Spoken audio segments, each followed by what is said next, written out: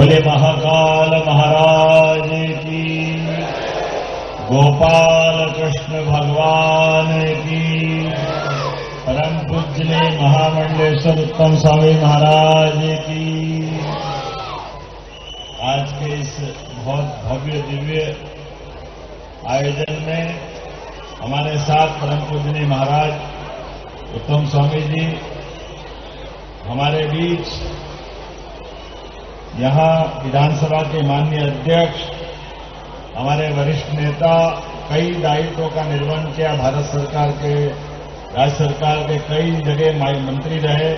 माननीय नरेंद्र सिंह तोमर जी, हमारे यशस्वी भाजपा के अध्यक्ष माननीय हेमंत खंडेलवाल जी, इस अवसर पर विश्व हिंदू परिषद के केंद्रीय मंत्री माननीय देवजी भाई पटेल साहब, हमारे क्षेत्रीय संगठन मंत्री श्रीमान जितेंद्र सिंह पंवार जी, माननीय मंत्री तुलसीराम सिलावट जी, माननीय तपन जी भौमिक, हमारे वरिष्ठ नेता, और इस अवसर पर ये पूरे आयोजन के सूत्रधार माननीय दिलीप अग्रवाल जी। थोड़ा कंजूस हो आप लोग, मैंने जब पहले नाम बोला तो ताली नहीं बजाए, सबके लिए जोर से बजाओ। हमको मालूम है दिलीप जी ने बहुत अद्वितीय कार्य किया है। सच में दिलीप जी का मैं स्वागत करता हूं, अभिनंदन का आप जोर से ताली।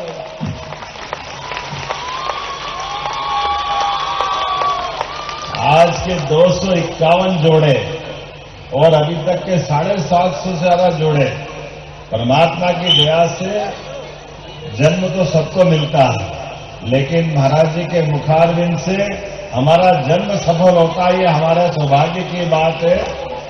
आपके प्रेरणादायी भागवत कथा का कितना सुखद प्रसंग है कि एक तरफ भगवान की वो लीला, जिस लीला के माध्यम से राजा परीक्षित का मृत्यु का भय दूर हो जाता है। भागवत कथा की 7 दिन का सार महाराज जी एक ही है कि अगर किसी भी कारण से मनुष्य का जन्म हुआ है तो जिसका जन्म हुआ है उसका जन्म एक समय के बाद पूरा होकर के उसको शरीर छोड़ना ही छोड़ना है।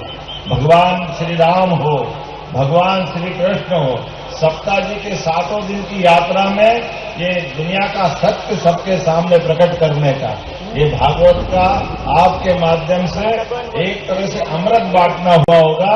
मैं आपको पुनः वंदन करता हूं, अभिनंदन करता हूं, मध्य प्रदेश सरकार की ओर से आपका अभिनंदन करता हूं। और यहां जब मैं जन्म मृत्यु की बात कर रहा हूं तो 16 संस्कार में से पाणी ग्रहण संस्कार, ये भी हमारी एक अद्भुत अलग लीला। परिवार के अंदर अमरता का संदेश अगर कहीं कोई पाया जाता है तो अमरता का, अमर धारा हमारी वंश वृद्धि है, हमारे गोत्र को अमर बनाने की वो अमर वेल है, जिसके माध्यम से 16 संस्कार के आधार पर हमारा परिवार अपनी आने वाली भविष्य की यात्रा के लिए आगे बढ़ता है।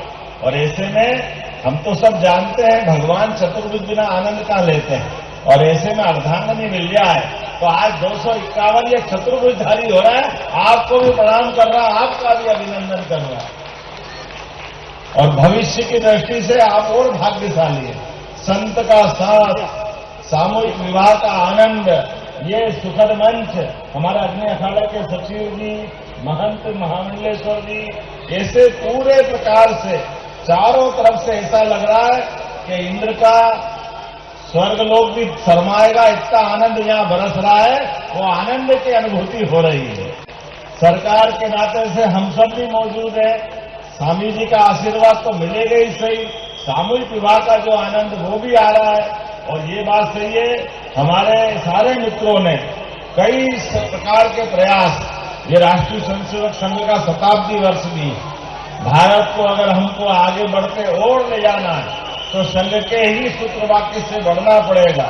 जब समाज की हमारी कई कमजोरियों को दूर हटा करके हमको अपने बीच सामाजिक विभिन्नता के बजाय भारत माता की जय बोलते हुए सामाजिक समरसता का संदेश देना पड़ेगा।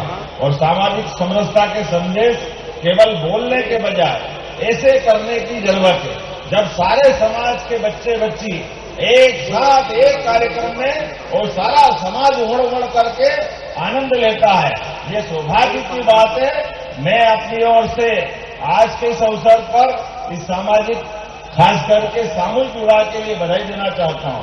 और ये बात सही है कि हमारे लिए सामूहिक विवाह का क्या महत्व है। मैं भी सौभाग्यशाली हूं, महाराजों के आशीर्वाद से 1 महीने पहले हमारे डॉक्टर सर्जन बेटा और बेटी का ऐसे ही सामूहिक विवाह में ये आनंद के साथ विवाह करके वो आनंद के एहसास किया। दायित्वों के आधार पर चाहे मंत्री हो जाए, मुख्यमंत्री हो जाए, बड़े उद्योगपति हो जाए, हम क्यों दिखावा करें।